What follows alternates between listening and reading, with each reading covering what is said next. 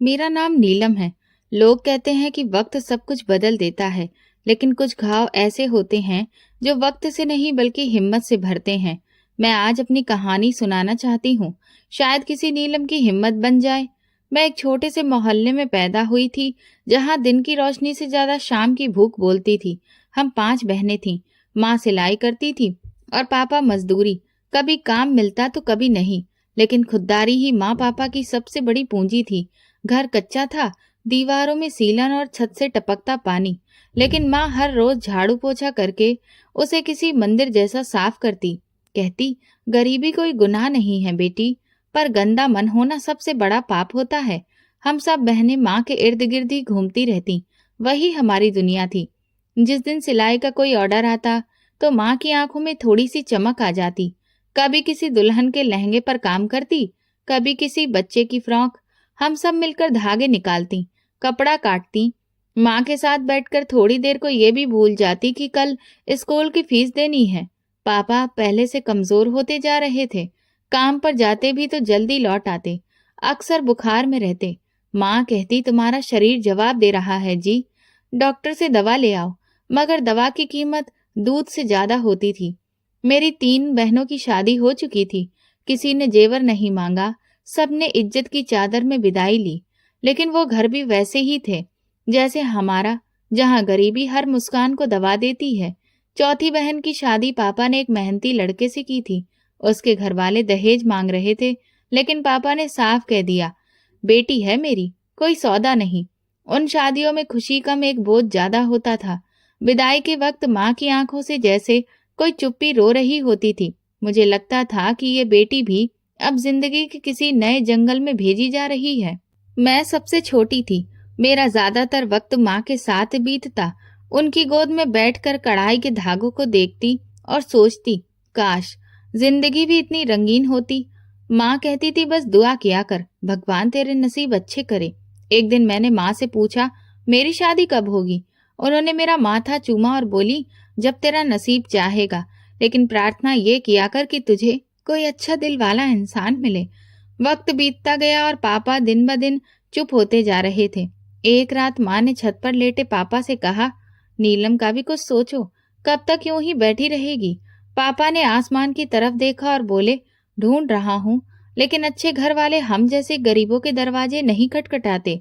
उस दिन मुझे पहली बार लगा कि मैं भी एक बोझ हूँ, एक चिंता, और जो पापा की टूटी कमर पर लदी हुई है। मैं कमरे में जाकर चुपचाप अपना दुपट्टा ठीक करके बिस्तर पर लेट गई। नींद तो नहीं थी, सिर्फ सोचों का तूफान था। काश मैं लड़का होती, कम से कम माँ पापा के लिए कुछ कर पाती। कुछ दिन बाद माँ के साथ मोहल्ले की एक औरत आई। नाम था रजनी मौसी। वो माँ से कह रही थी, मेरे पति की फैक्ट्री में काम करते हैं, एक लड़का है अर्जुन, बहुत सीधा साधा है, अपनी माँ का कहा मानता है, उम्र में थोड़ा बड़ा है लेकिन दिल का अच्छा है। मैं अंदर वाले कमरे में थी, लेकिन सब सुन रही थी। मेरा दिल धक धक करने लगा। शायद पापा ने हाँ कर दी थी। रजनी मौसी के जाने के बाद माँ ने पापा को सब बताया। पापा कुछ देर खामोश रहे, फिर बोले, अगर दहेज मांगते तो बात वहीं खत्म कर देता, पर कहते हैं सिर्फ एक सादगी भरी लड़की चाहिए। माँ ने भी हाँ कर दी। फिर मुझे बुलाकर बोली, नीलम तैयारी कर ले, भगवान तुझे खुश रखे। मैं कुछ नहीं बोली, बस सर हिला दिया। उसी रात माँ मेरे पास बैठी, मेरे बालों में हाथ फेरते हुए बोली, मैं जानती हूँ तू अभी बहुत छोटी है, पर बेटा जिंदगी में कई बार वक्त से पहले चलना पड़ता है। हम दोनों ने बहुत सहा है, अब तेरे सहने की बारी है। मैंने माँ की गोद में सर रख दिया। दिल रोना चाहता था, पर आंखें मुस्कुरा रही थीं, जैसे आंसू भी माँ के सब्र की विरासत हैं। शादी की बात पक्की हो चुकी थी। मैं हर दिन बेचैनी में गुजारती, हर आने जाने वाली औरत को देखती कि शायद कोई मुझे समझाए, कुछ कहे, लेकिन सब चुप थे। सबको मेरी शादी की खुशी थी, सिर्फ मैं ही थी जो अंदर से डरी हुई थी। ये मेरी जिंदगी का वो मोड़ था जहां मैंने बचपन की दहलीज छोड़कर एक अनजाने रास्ते की तरफ कदम बढ़ा दिया था। रास्ता कैसा होगा, कौन मिलेगा, कुछ पता नहीं था। बस इतना मालूम था कि पापा ने मेरा हाथ किसी को सौंपने का फैसला कर लिया है, और मेरे लिए अब चुप रहने के अलावा कोई चारा नहीं था। शादी के दिन करीब आ गए। माँ ने अपने पुराने सूट को नया बनाकर मेरे लिए तैयार किया। उसमें कुछ चमकदार मोती टांक दिए, जूती वही थी जो बड़ी बहन की शादी में खरीदी गई थी, बस साफ कर ली गई थी। पापा ने मेरे लिए एक छोटी सी स्टील की टोकरी खरीदी और बोले, यही तेरे दहेज की सबसे प्यारी चीज है। मेरी बस यही प्रार्थना है कि तुझे इज्जत मिले। शादी मोहल्ले के पास वाले एक छोटे मंदिर में हुई। कुछ मर्द, कुछ औरतें और एक बहुत सीधी सादी रस्म। अर्जुन का चेहरा मैंने पहली बार वहीं देखा, एकदम शांत, जैसे उसे खुद भी यकीन नहीं कि वो शादी कर रहा है। शादी के बाद किसी ने कहा, मुबारक हो नीलम, अब तू अर्जुन की हो गई है। मैंने गर्दन झुका ली। विदाई के वक्त माँ ने बस इतना कहा, बेटी अपनी जुबान पर काबू रखना और किसी से ऊंचा मत बोलना, चुप रहना ही सबसे बड़ी इज्जत है। अर्जुन के घर में जब मैंने पहली बार कदम रखा तो लगा जैसे किसी पुराने घर के टूटे दरवाजे से अंदर आ गई हूँ। दरवाजा जो चीखता था, कमरा जो सिसकता था और माहौल जो तुरंत बता देता था कि यहाँ मेरे लिए प्यार नहीं, सिर्फ जिम्मेदारियां हैं। मुझे पीछे वाले कमरे में रखा गया, जहाँ दीवारें सीलन से भरी थीं। फर्श पर पुरानी गंदी दरी थी जो कई जगह से फटी हुई थी और छत में एक बड़ा सा सुराख था, जहाँ से दिन में धूप और रात में डर टपकता था। दरवाजा बंद करने पर ऐसी आवाज आती थी कि नींद भी डर के मारे भाग जाए। सास ने दरवाजा खोला और उंगली से इशारा किया, यही है तेरा कमरा, संभाल ले। मैंने जब सामान रखने के लिए इधर उधर देखा तो एक पुराना ट्रंक पड़ा था जिस पर जंग लगा हुआ था। चारपाई की पट्टियां इतनी ढीली थीं कि लेटने से पहले 2 बार मन ही मन हिम्मत जुटानी पड़ रही थी। कमरे में एक अकेला बल्ब लटक रहा था जो झूल भी रहा था और टिमटिमा भी रहा था। अर्जुन कमरे में आया, बस एक नजर डाली और चुपचाप बाहर निकल गया। मैंने सीधी तरह पूछा, कुछ चीजें हैं, कहाँ रखूं? वो बोला, यहीं कहीं रख ले, माँ से कुछ मत बोलना, वो हर बात का मतलब निकाल लेती है। सुबह सूरज निकलने से पहले ही दरवाजा पीटा गया। मैं उठने की कोशिश कर ही रही थी कि फिर से दरवाजा और जोर से पीटा गया। फिर सास की कड़कती आवाज आई, उठो बहू, यहाँ कोई छुट्टी फुट्टी नहीं मिलती, समझी? भैंस को चारा डाल, बर्तन मांज, आंगन साफ कर। मैं जैसे तैसे बाहर निकली तो हाथ में झाड़ू थमा दिया गया। नंदे अपने कमरों में बंद थीं। आंगन में बच्चे खेल रहे थे। मैंने सफाई शुरू की, फिर बर्तनों के ढेर की तरफ गई। दूध वाला आया तो सास ने पुकारा, देख दूध कम न हो, हाथ चला, धीरे मत चल। मैंने दूध का बर्तन उठाया, मापा और वापस आ ही रही थी कि किसी बच्चे ने टक्कर मार दी और आधा दूध नीचे गिर गया। सास ने वहीं खड़े खड़े कहा, हे राम, अभी तो आई है और दूध गिरा दिया। अब मैं फिर से पैसे दूं क्या? तेरे बाप ने एक फूटी कौड़ी तक नहीं दी है और तू आई है तो नुकसान पे नुकसान कर रही है। मैंने चुपचाप झुककर दूध साफ किया, फिर जाकर पानी भरने लगी। सबसे बड़ी ननद रानी, जो खुद 2 बच्चों की माँ थी, पूरे घर पर राज करती थी। वो सुबह 11 बजे निकली और जाते जाते बोली, देखो दोपहर के खाने में कुछ अच्छा बनाना, मेरे बच्चों को शिकायत ना हो। मैंने रसोई की तरफ देखा, आटा कम था, सब्जी खराब, मसाले आधे। मैंने सास से पूछा, कुछ मंगवा ले बाजार से? बोली, जितना है उसी में बना, ज्यादा नखरे मत दिखा, अब कमर चलाने की आदत डाल। मैंने सब्जी बनाई। उधर आंगन में कपड़े धोना भी बाकी था। मशीन में कपड़े डालते वक्त बच्चे बार बार आकर शोर मचाते, गीले कपड़ों पर पांव रख देते। मैं सब कुछ चुपचाप करती रही। दोपहर में जब सब खाने बैठे, नंदों के बच्चे चौकड़ी जमाए बैठे थे। मैं सबके लिए प्लेटें लगा रही थी कि रानी ताना मारते हुए बोली, हाथ धोकर खाना बनाया है या बस ऐसे ही? खाने से अजीब बदबू आ रही है। सास ने भी नाक चढ़ाते हुए कहा, ये लड़की तो बातों में ज्यादा तेज लगती है, हाथ की सफाई से तो भगवान बचाए। तेरे बाप को कम से कम इतना तो करना था कि शादी से पहले तुझे रसोई का कुछ काम सिखा देता। अर्जुन बाहर से आया, खाना लेकर एक कोने में चुपचाप बैठ गया। ना किसी को कुछ कहा, ना किसी को रोका। खाना खा के सब नंदे अपने कमरों में चली गईं और बच्चों ने बर्तन वहीं आंगन में पटक दिए। सास ने बोला, जितना भी है सब तेरे ही जिम्मे है। मैंने सारे बर्तन मांजे और एक कोने में जाकर बैठ गई। शाम को बिजली चली गई। मैं कमरे में बैठी थी। अचानक दरवाजा खुला। छोटी ननद, जो कॉलेज जाती थी, अंदर आई और बोली, मेरा दुपट्टा कहाँ रखा? माँ कहती है तूने कपड़े समेटे थे। मैंने बाहर की रस्सी की तरफ इशारा किया। वो रहा, अभी टंगा है। बोली, धूप में रंग उड़ा, तो देख लेना, मेरी चीजों का ध्यान रखना तुम्हारा काम है। फिर पैर पटकती हुई बाहर निकल गई। रात को अर्जुन कमरे में आया, थका हारा लग रहा था। मैंने कहा, आज बहुत काम था, एक पंखा ही ला दो, बहुत गर्मी है। वो बोला, पंखा ऊपर है, माँ की इजाजत के बिना कुछ नहीं ले सकता। मैं खामोश हो गई। कमरे में बिजली नहीं थी, पंखा नहीं था, बस मच्छर थे और मेरे भीतर एक घुटी हुई चीख जो किसी को सुनाई नहीं दे रही थी। सुबह फिर उसी खटखटाहट से नींद उठी। आधी नींद और थके जिस्म के साथ दरवाजा खोला तो सास खड़ी थी, हाथ में बाल्टी लिए, चेहरा सख्त, वही रूटीन जैसा बीते दिनों में था। बोली, जा भैंस को चारा डाल, नल चला, पानी भर, और सुन, देर हुई तो फिर तू ही गुनहगार मानी जाएगी। मैंने फौरन चुनरी ओढ़ी और बाहर निकल आई। नंदों के बच्चे आंगन में फैले हुए थे। किसी ने दूध गिरा दिया, किसी ने पांव से कीचड़ उछाल दिया। भैंस बंधी थी जो बार बार रस्सी खींचकर गुस्सा जाहिर कर रही थी। पानी डाला, चारा रखा, गोबर साफ किया। हाथों में बदबू बस चुकी थी, लेकिन सोचने का वक्त नहीं था। तभी पीछे से ननद चिल्लाई, बच्चों के स्कूल की यूनिफॉर्म प्रेस की या नहीं? स्कूल को देर हो रही है। मैंने जल्दी जल्दी हाथ धोए, कपड़े उठाए, प्रेस किए, टिफिन तैयार किए। सास ने टोका, दही निकालना मत भूल, बच्चे खाना नहीं खाएं तो तेरा कसूर होगा। इसी दौरान एक बच्चा मेरे पैर से टकराया और गिर पड़ा। रानी ने चिल्लाकर कहा, तुझे दिखता नहीं क्या? माँ बनने चली है, बच्चों के साथ ठीक से नहीं रहा जाता। मैं कुछ बोलने लगी तो सास ने घूरते हुए कहा, जुबान मत चलाना, काम पे ध्यान दे। दोपहर को सास के कहने पर मैंने आलू सब्जी चढ़ाई, साथ में आटा गूंथने लगी तो सब्जी जलने लगी, धुआं फैल गया। सास आ गई और गुस्से में बोली, यही सिखाया है, सब्जी जला दी। बाप ने थोड़ा बहुत भी सिखाया होता तो आज ये दिन न देखने पड़ते। शाम को जब अर्जुन घर आया तो मैंने खाना परोसा। वो चुपचाप खाने लगा। तभी रानी आई और बोली, माँ ने फिर बहू की शिकायत की है। माँ कह रही थी, इसको तो खाना बनाना भी नहीं आता। अर्जुन बिना कुछ बोले थाली रख के दूसरे कमरे में चला गया। मैं उसके पीछे गई और धीरे से पूछा, मैंने कुछ गलत किया क्या?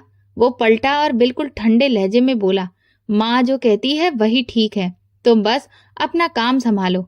उसी रात पहली बार मैंने नीचे वाले हिस्से से दो औरतों को बात करते सुना। एक बोली, यही अर्जुन है ना जिसने पहली बीबी को 1 साल में छोड़ दिया था?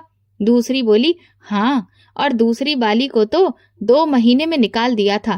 कहती थी इसकी माँ के साथ रहना नर्क है। मेरे पैरों के नीचे से जमीन निकल गई। मैं कुछ देर दरवाजे से टिककर खड़ी रही, फिर अंदर जाकर चुपचाप बैठ गई। ये तो हमारे साथ बहुत बड़ा धोखा हो गया था, लेकिन अब मैं किसी से क्या कहती, इसलिए अपने रिश्ते को बचाने की खातिर चुप रही। अगली सुबह सास ने कहा, ये मत सोचना कि तुझे कुछ मिलेगा। अर्जुन मेरी ही बात मानता है, जो मैं कहूंगी वही होगा। न तेरा पैसा है न इज्जत, तुझे तो बस काम के लिए रखा है। मैं कुछ नहीं बोली। शाम को जब अर्जुन की तनख्वाह आई, मैंने धीरे से कहा, इस बार कुछ कपड़े लेने हैं, दुपट्टा फट गया है। उसने माँ की तरफ देखा और बोला, माँ बताइए क्या जरूरी है, जो होगा वो ले लेंगे। सास बीच में बोली, तेरे लिए कुछ नहीं है, घर का राशन देख, कपड़े पहनने का शौक बाद में दिखाना। रात को मैंने रानी की बेटी के बाल बनाए, वो रो रही थी। रानी आई और बोली, बाल खींच क्यों रही है? माँ नहीं बनी, ममता कैसे आएगी? वो दिन भी बाकी दिनों जैसा ही था, मगर सच कहूं तो उस दिन दिल में कुछ टूट गया था। सुबह के काम निपटाते वक्त जब बर्तन धोने को अलमारी खोली तो साबुन की डिब्बी नहीं थी। ननद से पूछा तो बोली, अपने बाप से बोल कि मंगवाए, दहेज में साबुन भी नहीं लाई थी। अब हमारे साबुन से बर्तन धोएगी क्या? मैं चुपचाप वापस आई और बिना साबुन के बर्तन मांजने लगी। पीछे से आवाज आई, इसे कोई फर्क नहीं पड़ता, मांगने की आदी हो गई है। दोपहर में जब सास रसोई में आई तो बोली, साबुन किससे लिया? तुझे लगता है ये घर तेरे बाप का है? जो चाहिए वो पहले पूछ। दहेज वाली बहू होती तो कुछ बोलती भी नहीं। उसी वक्त दरवाजे की कुंडी बजी। पड़ोसन आई, हाथ में एक पर्ची थी, सांस फूली हुई। बोली, बेटी जल्दी फोन करो, माँ ने बुलाया है, तेरे पापा की तबीयत बहुत बिगड़ गई है, अस्पताल ले गए हैं। माँ रो रही है। मेरे हाथ से पर्ची गिर गई। मैं अंदर गई और सास को बताया।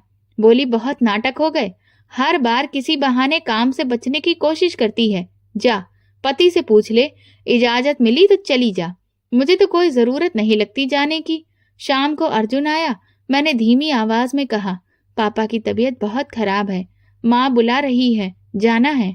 उसने सिगरेट सुलगाई और बोला, पहले भी एक बार कह चुका हूँ, ये घर तुम्हें रहने के लिए मिला है, मायके के चक्कर लगाने के लिए नहीं। मैंने हिम्मत करके कहा, बस एक बार, थोड़ा सा वक्त। वो घूर कर बोला, तेरे बाप ने दहेज में सिर्फ सांसें दी हैं, वो भी चलती रही तो शुक्र कर। तेरी शादी के खाने का खर्चा मैंने दिया था, समझी? खरीदी गई है, गिफ्ट में नहीं आई है। मैं वापस कमरे में आकर बैठ गई। उसके बाद से घर के काम और बढ़ा दिए गए, जैसे सबको कह दिया गया हो कि इसको और दबाओ। एक दिन नंदो के बच्चे ने खेलते हुए कुछ बर्तन तोड़ दिए। मैं बाहर आई तो सास ने गुस्से में कहा, तेरी नजर में हुआ ये सब, नुकसान तेरे खर्चे से जाएगा। मैंने धीरे से कहा, मेरी कोई कमाई नहीं है, ना मुझे कुछ मिलता है।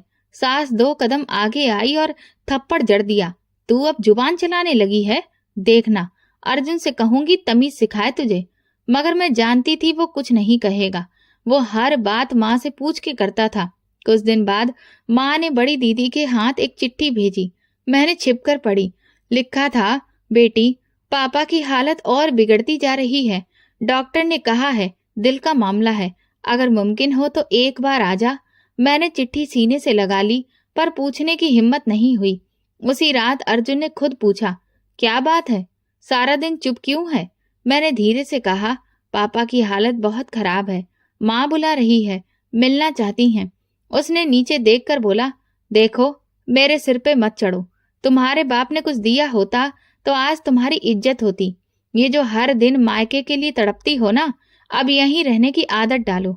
उस रात मैंने खाना नहीं खाया, एक कोने में बैठी रही और सोचती रही, क्या मैं सच में किसी कीमत पर बिकी हूँ? क्या साबुन, सब्जी, बर्तन और पापा की बीमारी के बीच मेरी कोई हैसियत है भी? वो लफ्ज और वो दिन मेरे अंदर चुभते रहे। पिछले कई दिनों से माँ का फोन आना भी बंद हो गया था। मैं रोज छत पर जाती, शायद कोई खत आ जाए, कोई खबर मिले, पर कुछ नहीं आया। सब चुप था, जैसे वक्त रुक गया हो। एक दिन सुबह सुबह दरवाजे पर जोर से दस्तक हुई। मैं भागकर गई तो दीदी खड़ी थी, चेहरा सुन्न, आंखें सूजी हुई, कांपती आवाज में बोली, नीलम, पापा नहीं रहे। मेरे पैरों के नीचे से जमीन खिसक गई। दीदी ने मेरा हाथ पकड़ा और बोली, जल्दी चलो, अर्थी तैयार है। माँ ने कहा है नीलम नहीं आई तो वो पापा को मुंह नहीं दिखाएंगी। मैं अंदर गई, सास को बताया। वो कुर्सी पे बैठी थी और चारपाई के नीचे से चप्पल निकाल रही थी। बोली, पता नहीं सच भी है या नहीं, कल तक तो बस बुखार था। मैंने कहा, माँ ने बुलाया है, पापा अब नहीं रहे। सास बोली, तो क्या हुआ, हमारे यहाँ भी रोज कोई ना कोई मरता है, अब जाकर रोने से क्या होगा। अर्जुन अंदर से निकला। मैंने रोते हुए उसकी तरफ देखा और कहा, बस एक बार, आखिरी बार पापा का चेहरा देखना चाहती हूँ। अर्जुन बोला, रहने दो ये ड्रामे, तुम्हारे पापा की अर्थी का खर्चा भी हम पे ही डालना है क्या? शादी वाले दिन जो खाना पकाया था उसके पैसे आज तक मेरे नाम पर गिने जाते हैं। मैं चुप रही। बड़ी दीदी बोली, अर्जुन जी, मरने वाले का चेहरा बेटी का आखिरी हक होता है, आपको क्या लगता है हम यहाँ तमाशा करने आए हैं? सास ने गुस्से से दरवाजा बंद कर दिया। दीदी ने मेरा हाथ पकड़ा और लगभग खींचते हुए बाहर ले गई। अगर अब नहीं गई तो कभी नहीं जा सकेगी। मैं बिना चप्पल के ही गली से बाहर निकल आई। रास्ते भर हम कुछ नहीं बोले, बस चुपचाप ऑटो में बैठे रहे। अस्पताल पहुंचे तो पापा का चेहरा सफेद कफन में लिपटा हुआ था। माँ जमीन पर बैठी थी, उनका सिर दीदी की गोद में। मैं लपक कर पापा के पास पहुंची। जमीन पर बैठकर उनके हाथों को थाम लिया। उनकी उंगलियां ठंडी पड़ चुकी थीं, जैसे सालों की मेहनत ने अब हार मान ली हो। माँ की आवाज आई, अब आ गई, तुझे ही पुकारते रहे, आखिरी बार यही बोले, नीलम को देख लूं एक बार, लेकिन तुझे आने नहीं दिया गया। मैंने कुछ नहीं कहा, बस जमीन पर बैठकर अपने आंसू अंदर रोकती रही, ताकि किसी को मेरा दर्द, मेरी कमजोरी न लगे। मिट्टी में कोई बड़ा रिश्तेदार नहीं था, कुछ मोहल्ले वाले, मेरी बहनें और पड़ोसी लोग थे। सबने कंधा दिया, लेकिन मुझे लग रहा था जैसे मैं अब हर रिश्ते से आजाद हो गई हूँ, और साथ ही हर सहारा भी चला गया था। पापा को अंतिम विदाई देते वक्त माँ बार बार कह रही थी, तुम्हारी बेटियों की किस्मत भी तुम्हारे साथ चली गई। तुम तो वो थे जो गरीबी में भी अपनी इज्जत को नहीं छोड़ते थे। अब इन बेटियों का क्या होगा? अंतिम संस्कार के बाद जब लोग लौटने लगे तो बड़ी बहन ने कहा, कुछ दिन यहीं रुक जा, माँ की तबीयत भी ठीक नहीं है। मैंने सिर झुका लिया। मुझे वापस जाना होगा। अगर देर हुई तो घर में घुसने नहीं देंगे। छोटी बहन बोली, तू अकेली है अब वहां? उनकी माँ का साया भी सर से उठ गया। मैंने धीरे से कहा, माँ तो जिंदा है, लेकिन उस घर में नहीं जिसे मैं अपना कह सकूं। जब घर लौटी तो दरवाजा बंद मिला।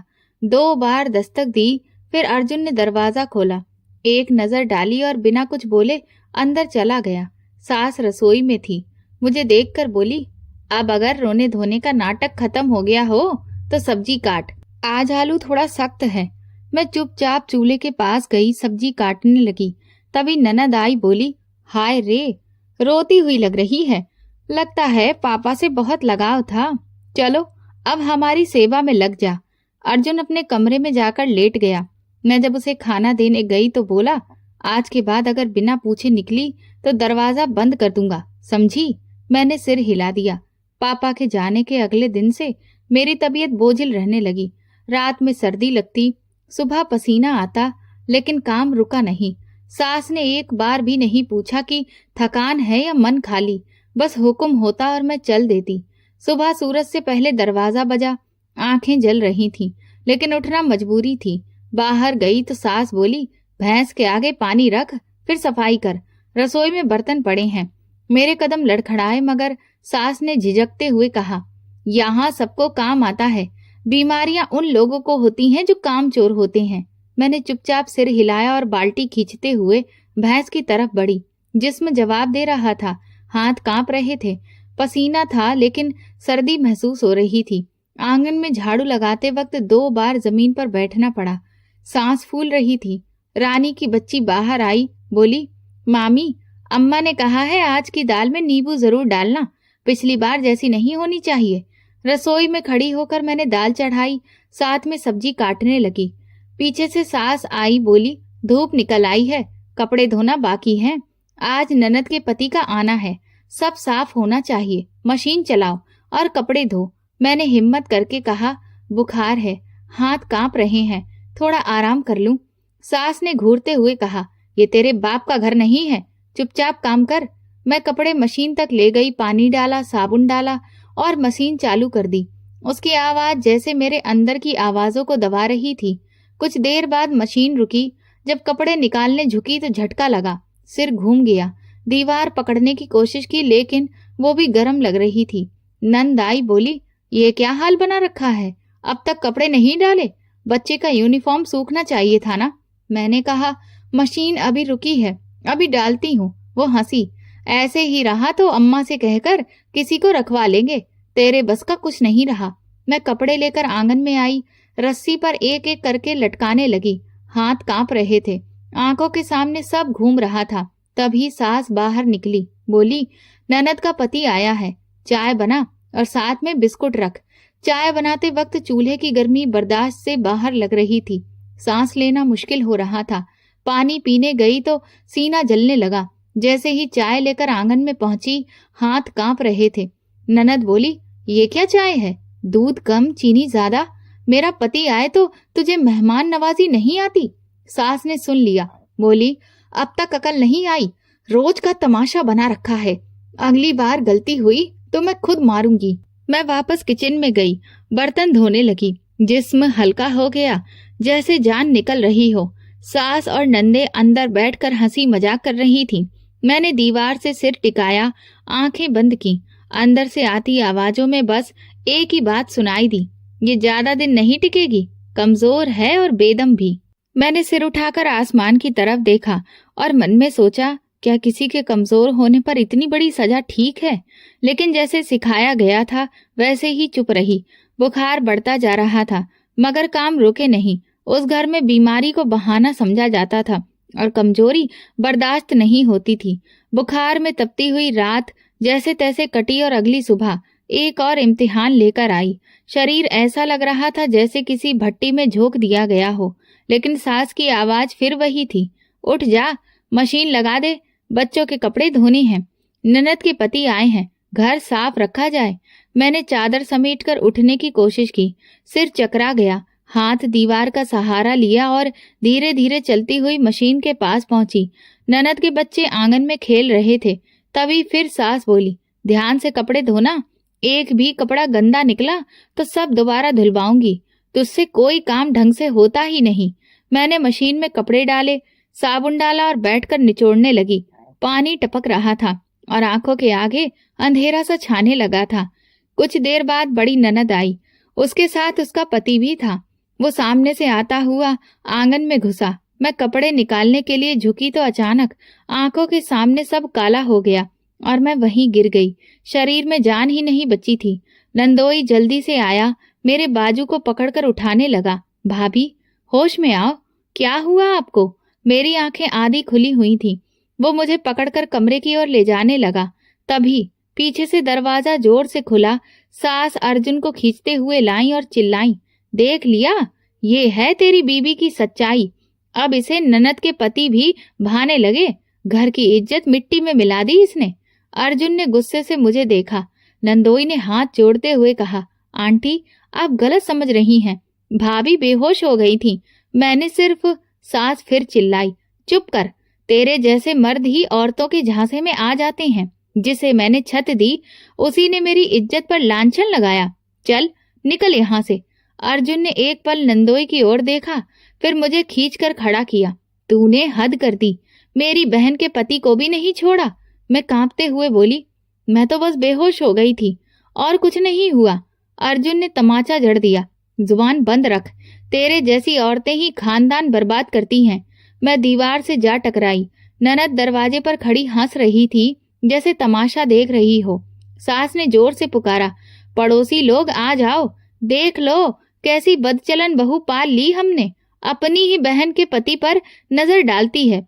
मोहल्ले के 2-3 लोग दरवाजे पे आकर खड़े हो गए। किसी ने कुछ नहीं कहा। अर्जुन फिर चिल्लाया, ऐसी औरतों को तो साथ रखना पाप है। सुन ले नीलम, मैं तुझे जब तलाक देता हूँ। मैंने रोते हुए कहा, ऐसा अन्याय मत करो, मैंने कुछ नहीं किया। अर्जुन चिल्लाया, मैं कह चुका हूँ, अब तू इस घर की नहीं रही। मेरी चप्पल आंगन में ही रह गई। दरवाजा पीछे से बंद कर दिया गया। मैं गली में बेहोशी की हालत में पड़ी थी।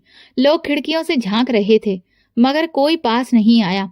एक औरत ने अपने बच्चों को पीछे करते हुए कहा, दूर रहो इससे, बदनाम औरत है। मेरे चेहरे से खून बह रहा था, बाजू छिल गया था। मोहल्ले की एक बूढ़ी अम्मा जो बचपन से जानती थी, दरवाजे पर आई, मगर सिर्फ बोली, भगवान समझ दे इसको, और दरवाजा बंद कर लिया। मेरे सामने अंधेरा छा गया। सिर्फ एक ही बात दिमाग में घूम रही थी, जिसने कुछ नहीं किया उसी पर सब कुछ थोप दिया गया। तभी कुछ देर बाद गली में पुलिस की गाड़ी आकर रुकी। मेरे नंदोई और उनकी माँ साथ थे।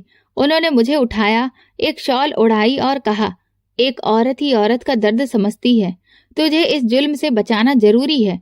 पुलिस वाले ने दरवाजा खटखटाया और अर्जुन को बाहर बुलाया। बोले, ये औरत घायल है और मोहल्ले वालों के सामने तलाक की भी दिया गया है।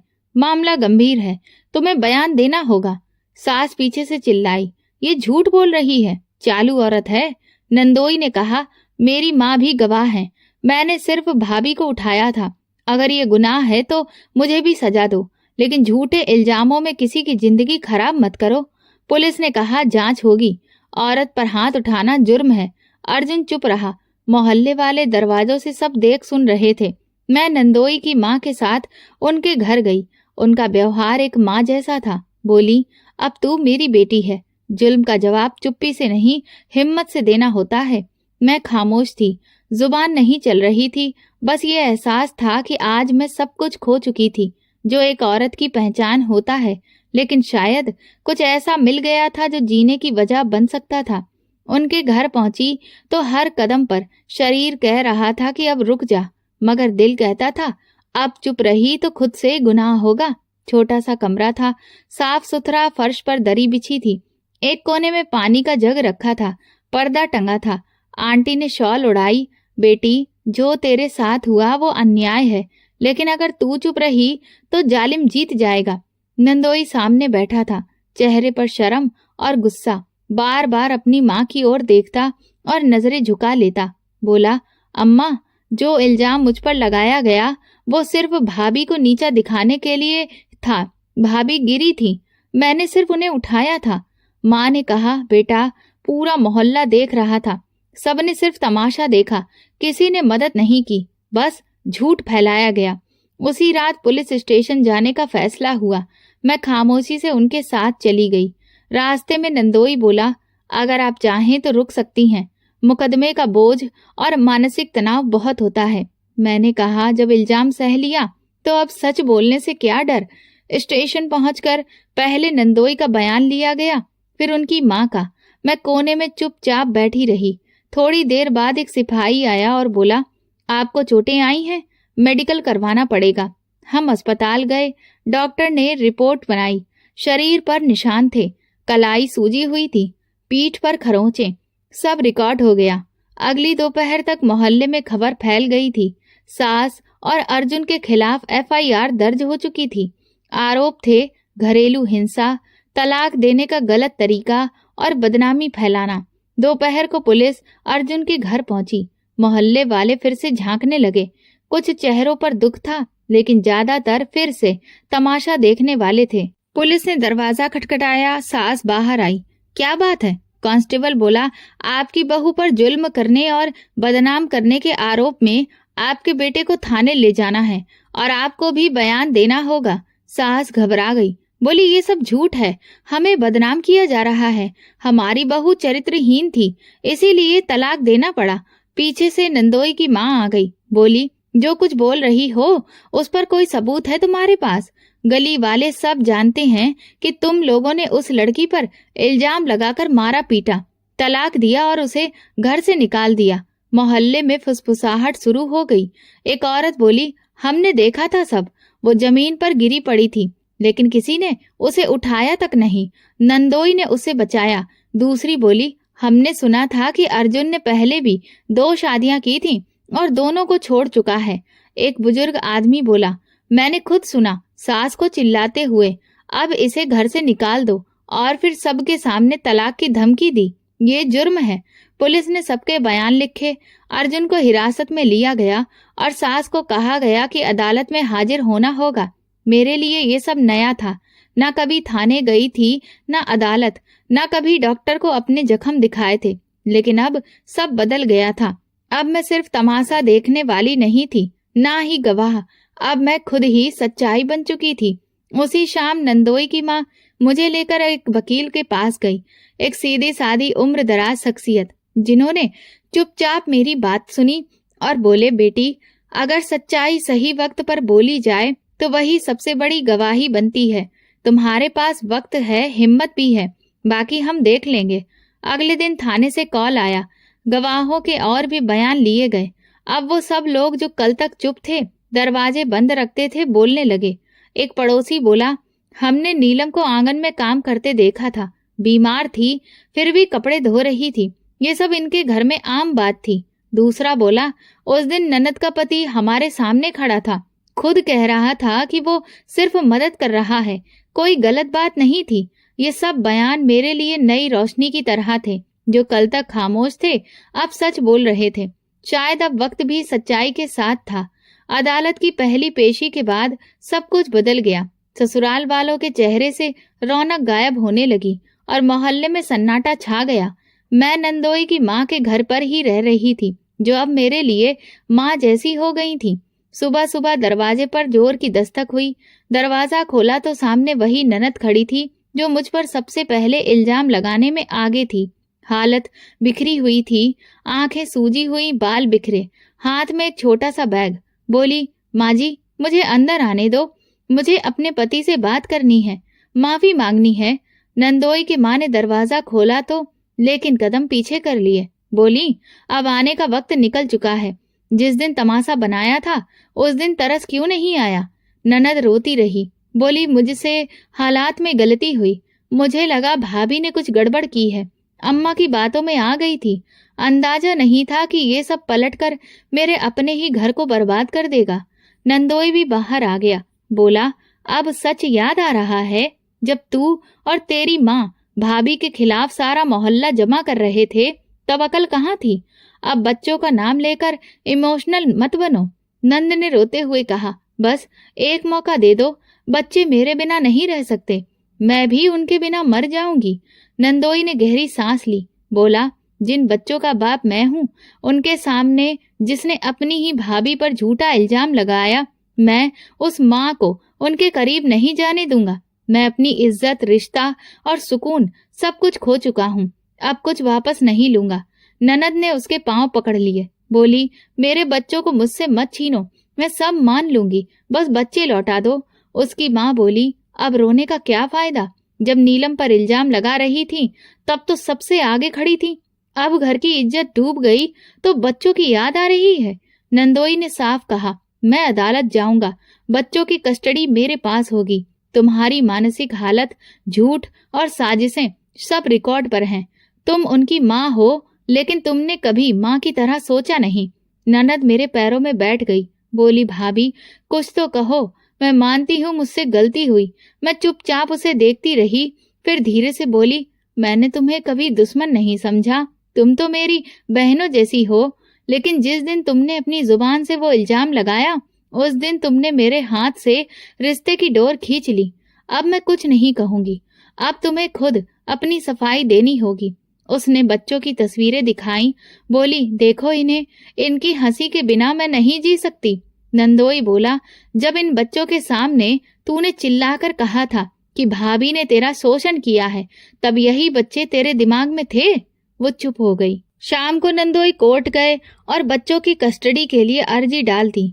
उनके पास सारे सबूत थे, ननद के मेरे खिलाफ लगाए इल्जाम, उसके खुद के दिए बयान, फिर कोर्ट में उन्हीं बातों से पलटना और मोहल्ले के लोगों की गवाही। कुछ दिन बाद कोर्ट का अस्थायी फैसला आया, बच्चे अभी पिता के पास ही रहेंगे। अगर माँ ने दोबारा चरित्र पर शक या बच्चों को भटकाने की कोशिश की तो उससे मिलना भी बंद कर दिया जाएगा। ननद की हालत दिन ब दिन बिगड़ती जा रही थी। वो गेट के पास बैठी रहती, बच्चों की आवाज सुनने को तरसती। एक दिन जब मैं अकेली थी, उसने कहा, भाभी अब तो तुम खुश हो गई होगी, तुम जीत गई। मैंने सख्ती से कहा, जीत वो होती है जिसमें सब साथ हों। मैंने तुझसे कुछ नहीं छीना, तो खुद ही सब कुछ खो बैठी। नंदोई ने बाद में मुझसे कहा, मैं ये सब बदले के लिए नहीं कर रहा, मैं सिर्फ इतना चाहता हूँ कि कोई आदमी या औरत फिर से इतनी बेरहमी से अपने ही घर की इज्जत से खिलवाड़ ना करे। मैं जो सच जानता हूँ उसके खिलाफ खड़ा होना मेरे जमीर के खिलाफ था। मोहल्ले में लोगों का रवैया बदल चुका था। जो पहले ननद की तारीफों में लगे थे, अब उसे देख कर चुप रहते। एक पड़ोसन ने कहा, इंसान जो बोता है वही काटता है। आज ननद वही काट रही है जो उसने दूसरों के लिए बोया था। कोर्ट के फैसले के बाद और ननद की हालत देखकर जैसे पूरे माहौल में चुप्पी सी छा गई थी। मैंने नंदोई की माँ से इजाजत ली और अपनी दीदी के घर चली आई। दीदी के पति सीधे साधे इंसान थे, ज्यादा बोलते नहीं थे, लेकिन दिल के अच्छे थे। अम्मा भी वही थी। पापा के जाने के बाद वो वही आ गई थी। ये वक्त जैसे चुपचाप बंद कमरे में बिताई गई कैद थी, न कहीं आना जाना, न किसी से मिलना जुलना, लेकिन ये तन्हाई मुझे राहत दे रही थी। अब न सास का ताना, न ननद का जहर भरा लहजा, न पति की कसेली बातें। दिन की शुरुआत पूजा से होती। माँ पास बैठती, छोटे छोटे काम सिखाती, पुरानी बातें सुनाती। एक दिन उन्होंने कहा, नीलम, जो वक्त गुजर गया वो हमारा इम्तिहान था, अब जो आने वाला है वो इनाम हो सकता है, अगर सब्र बनाए रखा। मैंने हल्की आवाज में कहा, माँ, जो टूट जाए वो जुड़ भी जाए तो उसका निशान तो रह ही जाता है। अब मैं बस सुकून चाहती हूँ, कोई ऐसा रिश्ता नहीं जो बोझ बन जाए। दीदी पास बैठी थी, बोली, रिश्ता अगर बोझ लगे तो वो निभाना सजा बन जाता है, लेकिन अगर वही रिश्ता किसी का सहारा बन जाए तो वही जिंदगी आसान बना देता है। मैं उनकी बात सुनकर चुप हो गई। अंदर कुछ हलचल सी होने लगी। कुछ दिन बीते, कुछ महीनों के ननद की सास और नंदोई मिलने आए। माँ ने दूसरे कमरे में उनसे बात की। बाद में दीदी ने मुझे बुलाया, बोली, बैठो, एक बात करनी है। वो लोग तुम्हारे लिए रिश्ता लेकर आए हैं। मैं चौंक गई। किसका रिश्ता? माँ ने मेरा हाथ पकड़ते हुए कहा, नंदोई का। मेरी सांस जैसे रुक सी गई। पूरा कमरा खामोश हो गया। मैंने नजरें नीचे कर ली। ये कैसा फैसला है? लोग क्या कहेंगे? जो कल तक इल्जाम लगा रहे थे, आज उन्हीं से रिश्ता जोड़ने की बातें हो रही हैं। दीदी फौरन बोली, लोगों की जुबान तो कभी नहीं रुकती। जो कल तुम पर उंगली उठा रहे थे, आज वही तुम्हारी हिम्मत की तारीफ कर रहे हैं। माँ ने मेरे सिर पर हाथ फेरा। बेटी, वो लड़का सच बोलने वाला है, इज्जतदार है। सबसे जरूरी बात, वो तेरे हर दर्द का गवाह है। उसे तुझे समझने के लिए किसी सफाई की जरूरत नहीं। मैंने मुश्किल से खुद को संभाला और कहा, मेरी ननद, क्या वो सब भूल गई? दीदी बोली, वो अब खुद अपने किए का नतीजा झेल रही है। अब उसका इस रिश्ते में कोई हक या अड़चन नहीं है। तलाक कोर्ट से हो चुका है, बच्चों की कस्टडी भी जा चुकी है। अब वो सिर्फ एक खामोश हिस्सा है। मैं चुप हो गई। अंदर कई सवाल उठ रहे थे, लेकिन सारे चेहरों पर सुकून था, जैसे सबने फैसला कर लिया हो। बस मेरी हाँ बाकी थी। कुछ दिन बाद मैंने ननद की सास से अकेले में बात की। उन्होंने कहा, बेटी, मैंने तुझे बहुत करीब से देखा है। तूने सब कुछ सहा, लेकिन कभी किसी को जवाब में जहर नहीं दिया। आज अगर मेरा बेटा तुझे अपने घर की इज्जत बनाना चाहता है, तो ये उसका नसीब है। मैंने पूछा, आपको कभी मुझ पर शक नहीं हुआ? वो बोली, अगर मुझे शक होता तो उस दिन तुझे पकड़कर पुलिस नहीं बुलाती, तेरा हाथ पकड़ती। मैंने नजरें नीचे करते हुए कहा, मैंने कभी सोचा नहीं था कि मैं उसी इंसान के साथ जिंदगी बिताने का सोचूंगी जिसे कल तक सिर्फ ननद का पति मानती थी। वो मुस्कुराई। कल वो किसी और का था, आज वो सिर्फ एक अच्छा इंसान है और तेरे लिए एक नई शुरुआत। अब तो घर में जैसे कोई हल्का उजाला फैल गया। माँ ने मेरे लिए नए कपड़े निकाले, जो उन्होंने मेरी शादी के वक्त के लिए संभाल कर रखे थे। मेरा हाथ पकड़कर बोली, चलो एक नई जिंदगी की शुरुआत करो। मेरी रजामंदी के बिना ही शादी तय हो गई। ना कोई शोर, ना कोई हंगामा, बस चंद करीबी लोग और बहुत सादगी से सब हुआ। शादी के बाद मैंने पहली बार उनसे सीधे बात की। उन्होंने नजरें नीचे करके कहा, मुझे पता है ये रिश्ता तुम्हारे लिए आसान नहीं होगा, लेकिन मैं वादा करता हूँ कि तुम्हें कभी उन पुराने दिनों की परछाई भी नहीं छूने दूंगा। मैंने धीरे से सिर हिलाया। मुझे बस सच्चाई चाहिए, बाकी सब सह लूंगी। शादी के बाद हम वापस उसी घर आए जो कभी मेरा ससुराल नहीं था, लेकिन अब मेरे लिए नया आंगन बन चुका था। नंद की सास, जो अब मेरी सास बन चुकी थी, मुझे दरवाजे पर ले आई और बोली, इस बार दरवाजा बंद नहीं होगा। ये दरवाजा अब तेरे लिए है, तेरे सब्र के लिए, तेरी सच्चाई के लिए। मैं उस आंगन में कदम रख रही थी, लेकिन इस बार मेरे हाथ खाली नहीं थे। मेरे साथ एक सच्चाई थी, एक लंबा सफर था और एक नई सुबह की उम्मीद, जो शायद मेरी किस्मत की रोशनी थी। शादी को 1 महीना हो चुका था। सब कुछ नया था, लेकिन इस बार नया डराने वाला नहीं था, बल्कि सुकून देने वाला था। जिस घर में आई थी वो पहले भी मेरे लिए पराया नहीं था, लेकिन अब वही घर अपना लगने लगा था। सुबह का वक्त था। मैं रसोई में चाय बना रही थी कि पीछे से आवाज आई, नीलम, तुम बैठ जाओ, मैं बना लेती हूँ। मैंने पलटकर देखा तो सास दरवाजे पर खड़ी थी, वही औरत जिसने पहले दिन से मुझे इज्जत दी थी और अब मोहब्बत भी करने लगी थी। मैंने हल्के से कहा, नहीं अम्मा, आप आराम करो, चाय मैं बना लेती हूँ। उन्होंने मुस्कुराते हुए कहा, तू तो अब सच में मेरी बेटी बन गई है। लगता है भगवान ने मेरा दिल ठीक वक्त पर बदल दिया। पहले बहू को बस एक जिम्मेदारी मानती थी, अब बेटी की तरह देखती हूँ। घर का माहौल पूरी तरह बदल चुका था। वो छोटी छोटी बातें जो पहले बस ख्वाब लगती थी, अब रोज की जिंदगी का हिस्सा बन चुकी थी। वो नया पति, जिसे मैं अब नंदोई नहीं कहती थी, बल्कि पति कहने में एक अजीब सी राहत महसूस होती थी। वो हर बात में मेरी राय लेता, पूछता, सुनता और कभी जबरदस्ती कोई बात नहीं करता। एक दिन मैंने उससे पूछा, क्या तुम्हें कभी लगा नहीं कि लोग क्या कहेंगे? अपनी बीवी की तलाकशुदा भाभी से शादी कर ली। उसने बिना एक पल गवाए कहा, लोग तो सिर्फ ऊपर से देखते हैं, मैंने वो देखा जो तेरे अंदर था। लोग तो बदले जा सकते हैं, पर जो इंसान अंदर से सच्चा हो, वही सबसे कीमती होता है। ऐसे शब्द तो मैंने अपनी पहली शादी में कभी नहीं सुने थे। सास भी अक्सर मेरी तारीफ करती। एक दिन मोहल्ले की एक औरत आई और कहने लगी, इस बार तो बड़ी समझदार बहू मिली है। सास ने तुरंत जवाब दिया, समझदारी नहीं, सच्चाई मिली है। जिस औरत ने सब सहकर भी कभी जुबान नहीं खोली, वो बहू नहीं बेटी होती है। ये सुनकर मेरी आंखें भर आईं, लेकिन आंसुओं को अंदर ही रोक लिया। अब मैं कमजोर नहीं दिखना चाहती थी। कभी कभी बच्चों की आवाजें आती, वही बच्चे जो मेरी ननद साथ ले गई थी। उन पलों में सास चुप हो जाती। मैं चुपचाप जाकर उनके पास बैठ जाती। एक दिन मैंने कहा, अम्मा, अगर वो बच्चे कभी मिलने आए तो उन्हें गले जरूर लगाना। माँ का दिल छोटा नहीं होना चाहिए।